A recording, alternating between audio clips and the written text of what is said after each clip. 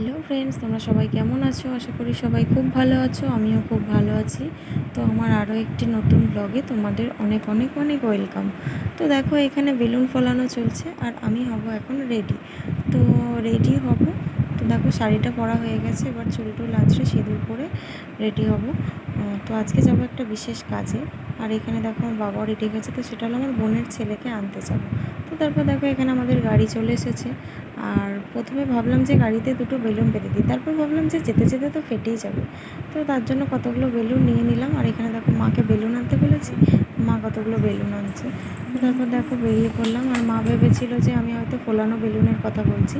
তো ফোলানো বেলুনও নিয়েছিলাম, এমনি বেলুনও নিয়েছিলাম। তারপর দেখো, আমি বৃষ্টি, মানে হচ্ছে আমার পিসির ছেলের বৌদি, ওকে আমি বৌদি বলি না, ওকে আমি বৃষ্টি বলেই ডাকি। তো তারপর দেখো, আমরা বেরিয়ে পড়েছি। আর দেখো, আমরা এখন এখানে চলে এসেছি। তো আমি মাঝের ব্লগগুলো, মানে মাঝের ভিডিওগুলো তোমাদের দিতে পারিনি।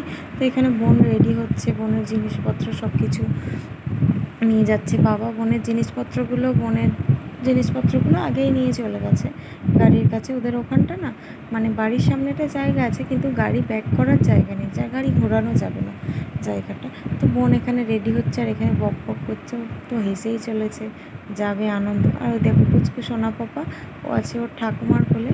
তো ঠাম্মির কোল থেকে এখন ঘুমিয়ে যাচ্ছে এসে। আর ওই যে ওর দাদু। তো ঠাম্মি এখন একটু মন খারাপ, তো স্বাভাবিক, এতদিন বলতে হওয়ার পর 2 মাস প্রায় এখানেই ছিল।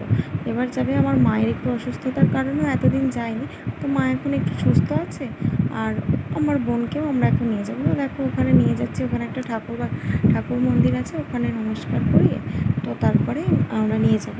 আর এদিকে দেখো, বাবা অনেকক্ষণ চলে গেছে। তো বাবা, আমরা যাচ্ছি না বলে বাবা আর ঘুরে দেখতে আসছে। আর ওই দেখো, ওখানে গাড়িগুলো লাগানো আছে, এদিকে বাবা এসে আর কাকু এসে দুজনেই বেলুনগুলো লাগিয়ে নিয়েছে। আর এই দেখো, এখানে ওরা, এত রোদ গরম, বাপরে এত গরম। আর এই দেখো, হচ্ছে সোনা পাপা, ও তো ঘুমিয়েই যাচ্ছে। আর আমার মেয়ে দেখো পাশে বসে আছে, ও ভাইয়ের পাশে বসবে, ভাইকে কোলে নেবে বলে বায়না করছিল। তো তারপরে এবার যাই হোক, এটা ওটা বুঝিয়ে ওকে রাখা গেছে। আর এখানে ও তো ঘুমিয়েই চলেছে, একবারও জাগেনি, সেই যখন বাড়ি ঢুকছি তখন জেগেছে। তো এই দেখো, এখানে হচ্ছে মা ওদেরকে বরণ করে ঘরে ঢোকাচ্ছে। আর এই যে আলপনা, ফুল আর বেলুনের ডেকোরেশনটা, এটা হচ্ছে আমার মাসি আর আমার কাকার মেয়ে, ওই যে হলুদ নাইটি পরে আছে, ওরা দুজন মিলে করেছে।